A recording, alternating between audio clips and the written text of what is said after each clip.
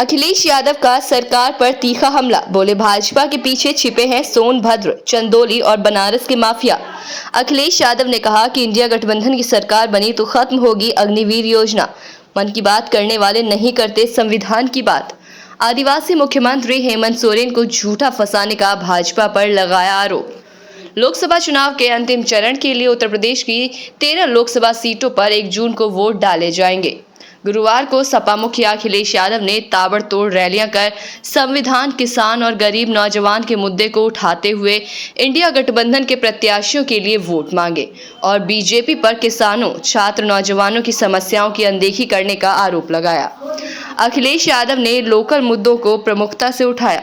मुख्यमंत्री का बिना नाम लिए कहा कि 2 दिन पहले वो बड़ी बड़ी बातें करके गए हैं। जब वो खनन माफिया के खिलाफ बोल रहे थे तब सभी माफिया उनके मंच पर पीछे बैठे थे। सोनभद्र, मिर्जापुर, चंदौली और बनारस वाले माफिया आज बीजेपी के पीछे छिपे हुए हैं। सोनभद्र में ऐसी लूट कभी नहीं रही।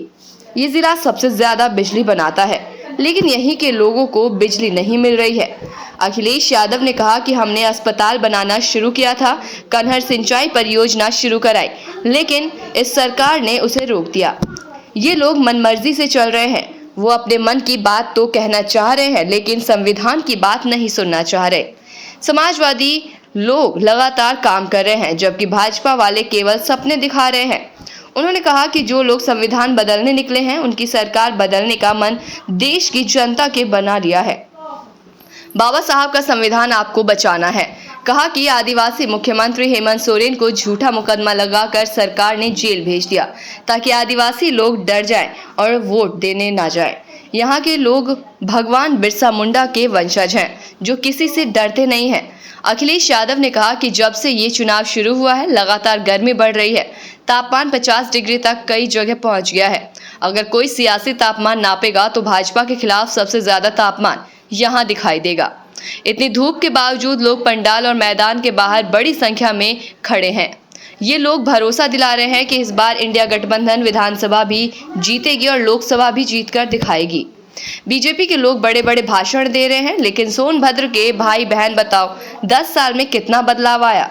यहाँ के लोगों को न केवल दिल्ली बल्कि लखनऊ वालों ने भी धोखा दिया है।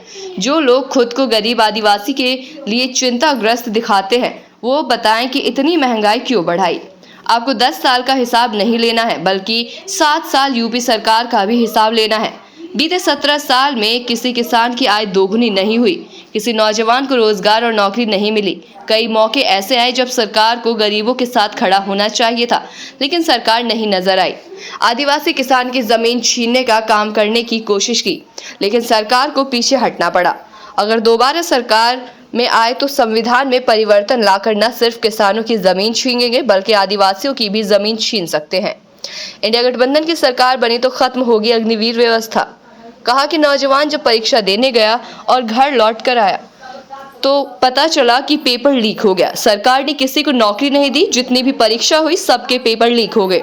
मुख्यमंत्री गरीबों, कमजोरों को बुलडोजर से डराते हैं, लेकिन एक भी पेपर लीक करने वालों पर उनका बुलडोजर नहीं चला। नौजवान फौज में जाने के लिए तैयारी करते थे, अब सरकार ने इसे भी 4 साल का बना दिया। नौकरी से लौट कर आओगे तो कोई सुविधा नहीं मिलेगी। इंडिया गठबंधन की सरकार आई तो अग्निवीर व्यवस्था खत्म करेंगे।